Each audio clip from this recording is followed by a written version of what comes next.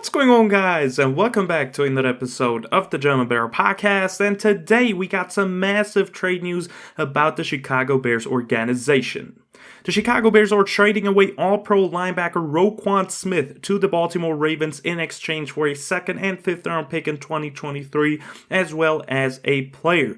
And overall, my initial reaction was kind of shocked, but now I'm a bit settled in. Obviously, losing a big-time player is always kind of shocking. But now, in this quick little reaction video, we want to go over the trade details, talk about if it was a smart move by Ryan Poles or not, also talk a bit about Roquan Smith himself and the Bears situation moving forward with those picks. So with that being said, let's get right into it and talk about the trade details.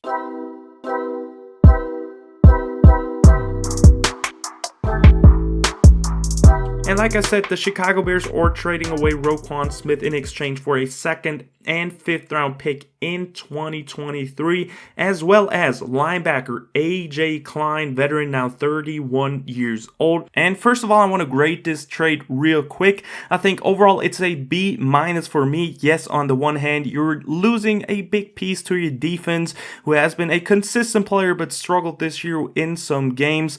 And you're also losing a young piece to that team overall as well. But at the same time, you're getting good value for a off-ball linebacker that is in his contract year, that already caused some trouble this offseason with his contract situation, wanting to force a contract extension, doing a holdout and stuff. So you could obviously franchise tagging and then try to trade him, but I think Roquan Smith would easily hold out in that situation, and that would mean that his price would be lowered as well. So if there was any time where you would be able to trade Roquan Smith for a fair deal, it was right now.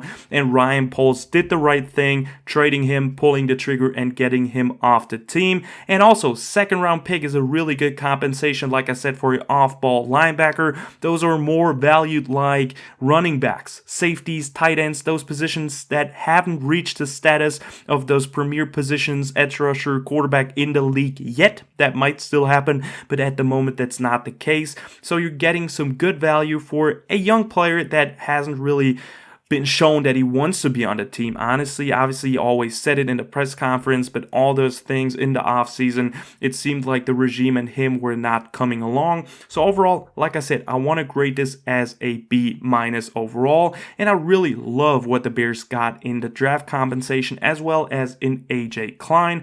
Real quick, going over A.J. Klein, he's just a veteran linebacker, 31 years old, so a bit on the older side, but he's played in the league for years now, since 2013. He played for Carolina, New Orleans, Buffalo, and now Baltimore. And he's been a solid starter for especially Buffalo and New Orleans. Really got some experience there, and that's just a nice veteran addition to compensates somewhat of the loss of Roquan Smith. Obviously, was not really helping that Roquan was on the team, because the Bears still lost with 49 points against the Cowboys, but he really had some outstanding games. Now you get a veteran linebacker that has experience in the league starting, had some good seasons, 5 sacks in 2020 with 75 tackles.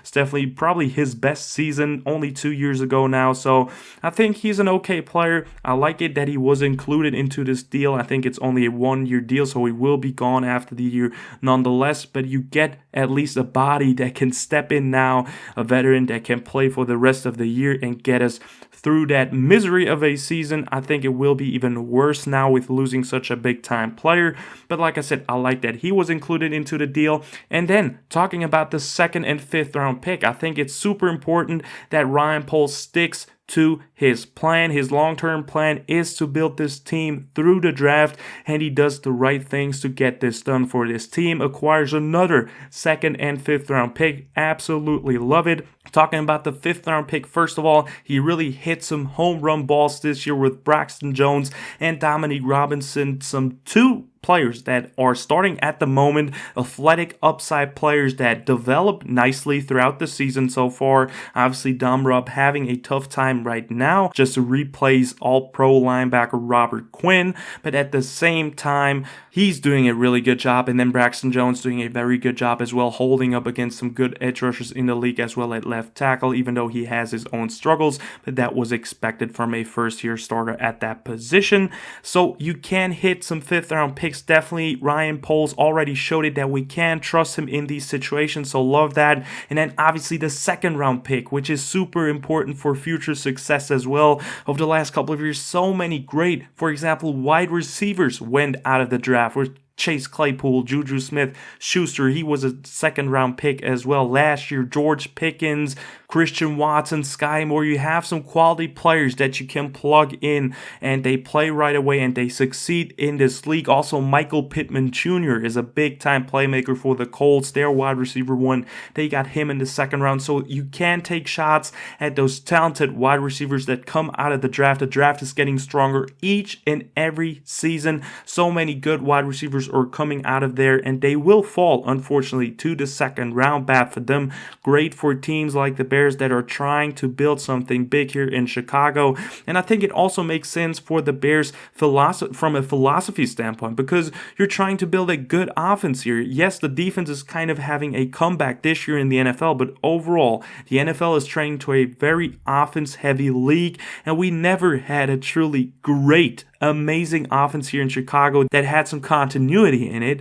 And right now, this is the right way for the Bears to build some future success, get draft picks. Obviously, it means putting a lot of trust into your young GM, drafting the right players, but I really trust him. Look what he did this year. The Bears are a great example for second round picks as well. They added Kyler Gordon, added Jaquan Brisker, two generational changing talents, or just some two players that can form your generation of your DB secondaries for years to come. So really good draft picks there. Obviously, Kyler's coming along a bit slower than Brisker, but both are doing phenomenal for rookies. Also, Jalen Johnson, former second round pick. Eddie Jackson, fourth round pick. Kendall Vildor, fifth round pick, right? You can build your team with later round picks, and I think that's a great plan. And then you also save some cap space with this move as well, even more cap space for next year. And there might be some people that say, oh, but when you got so much cap space, why don't you pay your best players, right? But at the same time, Roquan Smith was a off-ball linebacker that had some up and downs this year in this system, which is a part of it as well. I want to talk about that in a second. But overall, it just makes sense to pay your offensive players. You have a Darnell Mooney who is slowly approaching his contract point. So you want to extend him being a special player that can be your wide receiver 2 for years to come, who's a special player. Also, Cole Kmet, who's blocking his ass off and making some good stuff happen this year. He is kind of underrated. You want to pay him. You want to pay some offensive tackles. You want to pay your quarterback in the future as well.